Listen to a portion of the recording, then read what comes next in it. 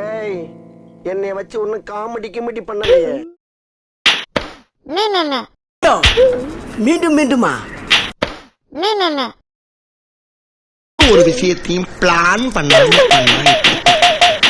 Plan பண்ணி பண்ணணும்.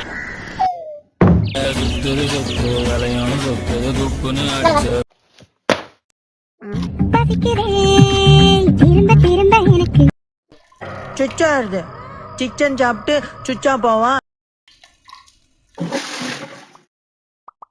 தண்ணி வந்தாலும் வராம போனாலும் நான் குளிப்பேன்.